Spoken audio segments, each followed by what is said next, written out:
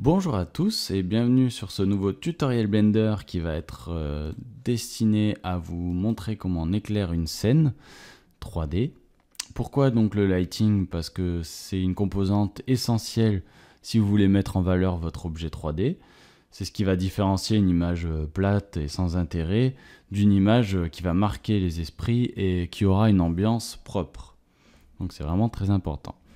Dans un premier temps, on va étudier les différentes lights qu'on a, comment les utiliser, et dans un deuxième temps, on va éclairer un personnage avec un éclairage basique, le 3 points. C'est un éclairage qui est utilisé aussi dans la photo et le cinéma, vraiment, c'est un éclairage de base. Donc là, on est sur Blender, et je vais créer une nouvelle scène, je fais plus New. Je crée un plane pour faire mon sol. Là, pour l'instant, je vais commencer par vraiment vous montrer. Là, j'ai créé un cube, la base. Je crée juste des petits objets de base. Ok. Là, si je fais un rendu, j'aurai rien parce que j'ai pas de lumière dans ma scène. Donc, je vais ajouter une point light. C'est la lumière de base que vous avez quand vous ouvrez Blender. Ici, je décale un peu ma lampe et je la mets un peu sur le côté, ok? Voilà, je la mets un peu en haut sur le côté. Donc maintenant, je fais un rendu. Qu'est-ce que je veux obtenir? Un éclairage plat, évidemment. Pas d'ombre. Et voilà, là c'est un éclairage vraiment très oppressant. Donc on va aller dans la petite icône de lampe. Et dans les options Shadow, là vous avez un onglet Shadow. Vous voyez, on est sur No Shadow. Donc c'est pour ça qu'on n'a pas d'ombre. On va aller sur Ray Shadow. Et ça, ce sera valable aussi pour d'autres lampes. Vous inquiétez pas, c'est pas spécifique juste à la point light. Vous voyez, sur Ray Shadow, on a une ombre. Donc vous voyez, une lumière ponctuelle avec une ombre. Comment adoucir cette ombre? Eh bien, on a le soft size.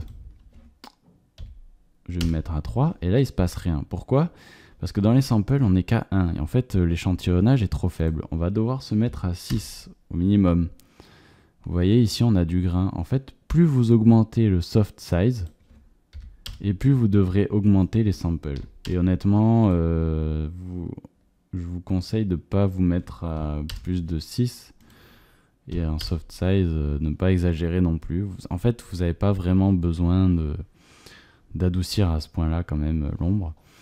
Et on peut donner aussi une couleur à l'ombre. On peut l'adoucir comme ça. On peut éclairer un... Voilà. Voilà donc pour cette point light, pour les options de base, on peut augmenter l'énergie évidemment. Donc ça, je pense que vous l'aurez compris assez rapidement.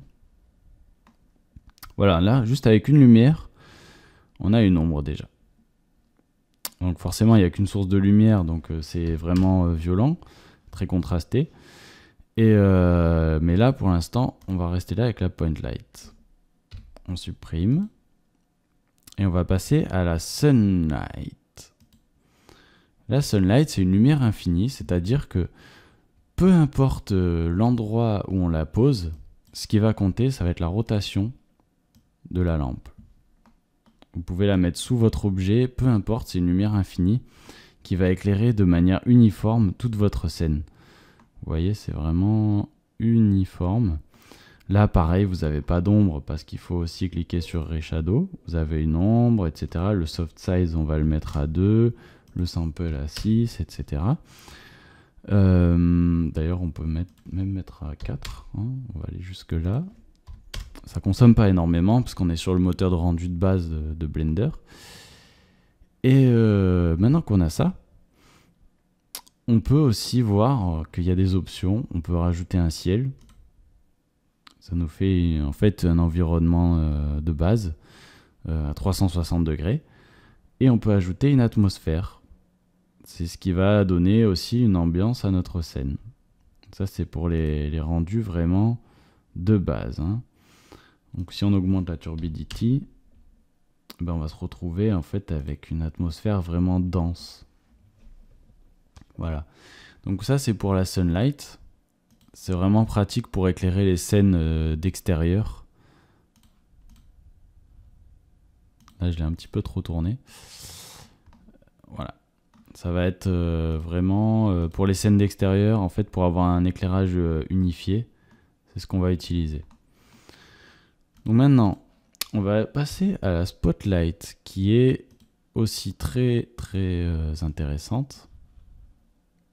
C'est une lumière qui est compliquée à gérer, mais en fait, ça va nous donner vraiment un côté théâtral à notre scène. Alors, vous voyez qu'on a un cône. On peut, avec la distance, diminuer la longueur. Ensuite, exactement pareil, on peut choisir Ray Shadow. Buffer Shadow, en fait, c'est un petit peu moins bien que Ray Shadow. On peut aussi, normalement, choisir la taille. Vous voyez, l'angle. Ça, c'est très important aussi. Si je fais un rendu maintenant, je vais obtenir quelque chose de pas très bien. Je vais tout de suite faire tourner mon spot. Ok. Donc là, pareil, hein, c'est toujours la même chose. Je vais augmenter le soft size et le sample. Et autre chose qu'on va pouvoir faire avec cette spotlight, c'est ajouter un halo. Tac. Là, on a un côté complètement théâtre. Vous pouvez donc diminuer l'intensité du halo.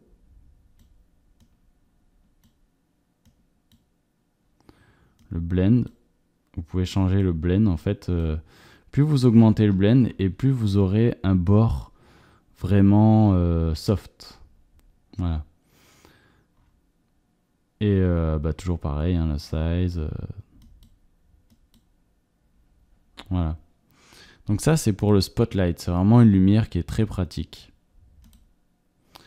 Donc là, pour l'instant, on n'est pas en train de faire un éclairage final. Hein. On n'a qu'une lampe. Je vous décris simplement le fonctionnement des lampes. Donc pour les mi, ça va fonctionner un petit peu...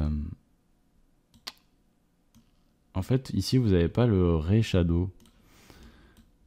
Donc ça va vous créer... En fait, c'est plutôt le genre de lumière qu'on utilise pour adoucir une ombre. Vous voyez, si je me mets sur 0,5, ça va vous faire un éclairage vraiment très diffus. Voilà. Et donc, principalement, si vous voulez avoir une lumière homogène, c'est vraiment l'outil parfait.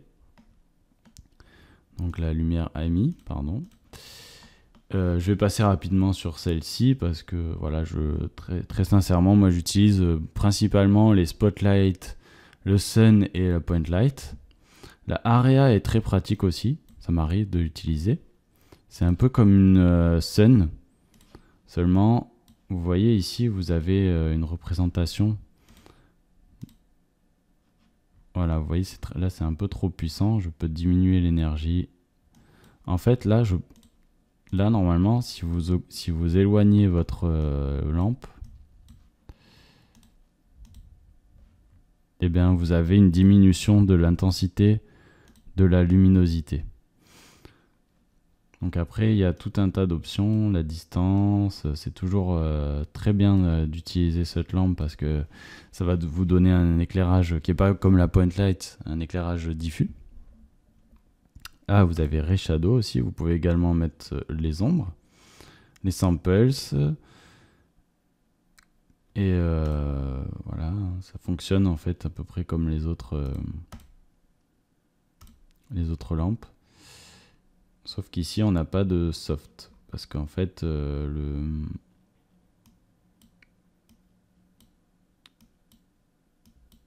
voilà, en fait, ici, vous n'avez pas de soft. Ça va être la différence. De toute façon, c'est une lumière pour moi qui va servir, par exemple, pour éclairer tout ce qui est plafond, mur. Voilà, c'est vraiment... pas une lumière que j'utiliserai pour éclairer des personnages. Donc voilà, maintenant vous avez fait le tour un petit peu des différentes lampes. Je vais supprimer celle-ci. Et on va commencer notre éclairage sur notre personnage. Et voilà, donc nous sommes sur notre scène avec notre personnage. Qu'est-ce qu'on va faire? On va déjà avancer notre lampe pour qu'elle soit en face de lui. Elle est très peu intense. Je vais la monter environ au-dessus du personnage, plutôt au-dessus. et à 45 degrés environ de vent du côté droit. À 45 degrés de sa tête en fait. On va mettre donc cette première lampe. Vous voyez que là pour l'instant on a normalement pas d'ombre. Là je vais rajouter Ray Shadow. Évidemment en fait il n'y a pas de... Voilà, là ça rajoute des ombres pour le nez, etc. Donc en soft size, ben je vais mettre à 2, c'est bien, et sample 6, ok. Et je vais augmenter par contre l'énergie. Je vais mettre à 4. Wow, c'est un petit peu trop. Je vais mettre à 3, pardon. Et cette lampe, dans la 3D, donc elle s'appelle la Key Light. C'est la lumière clé, notre lumière principale, notre source de lumière principale. Je vais dupliquer cette Key Light. Je vais la mettre en face. Environ 45 degrés, mais de l'autre côté, vous voyez. Là, notre visage est complètement brûlé. Celle-ci, on l'appelle la fill. C'est la lumière qui va déboucher les ombres. Elle va servir uniquement à ça. Donc, je vais mettre No Shadow. Elle ne va pas créer d'ombre. Je ne veux pas rajouter des ombres. Et en puissance, je vais la mettre à normalement un tiers à la moitié. Je vais mettre à 1. Parce que je veux vraiment avoir une ombre quand même d'un côté du visage. Pour faire ressortir le trait, voilà, le trait du personnage. Donner un petit côté un peu dur. Ok. Donc là, j'ai fait ma key light. Et notre troisième light qui va finir notre éclairage 3 points. Donc je duplique cette lumière. Elle va se trouver vraiment dans le dos de notre personnage. Elle va en fait permettre de détourer notre personnage, de le faire sortir du fond, de le détacher du fond. Et on va l'appeler la rime. Et celle-ci par contre, on va la mettre en énergie à 10. Faut pas hésiter sur la puissance. Parce que vraiment, cette lampe, elle a pour rôle de détacher notre personnage. Vous voyez, regardez. Là, ça me plaît parce que je vois bien l'oreille, la transparence de la peau. Ça met en évidence la silhouette. Voilà. D'un seul côté, etc. Et si vous voulez voir en fait quel rôle font vos lampes, parce qu'en fait le lighting évidemment c'est quelque chose qui demande énormément de patience et de rigueur. Je vais mettre sur bleu. En général elle est bleue, la file. La lumière, la rime. La file est verte. Voilà. Comme ça, vous voyez petit à petit ce que fait chacune de vos lumières. Et l'autre, évidemment, bon, on la met en rouge normalement, mais vous voyez le principe. Vous voyez que chaque lumière a son rôle. Et ces 3 lampes ont un rôle essentiel dans l'éclairage. Et là, en 2 minutes, on a créé un éclairage de base qui fonctionne et qui nous permet de simplement bien voir notre volume. Donc là, c'est l'éclairage de base sur le moteur de rendu Blender. Voilà. Donc j'espère que ce tutoriel vous a plu. Je pense que j'en ferai d'autres plus poussés sur l'éclairage, le lighting, pour que vous arriviez vraiment à un bon niveau de compo, de lighting, et à faire des scènes sympathiques. En tout cas, voilà, j'espère que ce tutoriel vous a plu. N'hésitez pas à vous abonner pour m'encourager et voilà, pour m'encourager, pour que je fasse...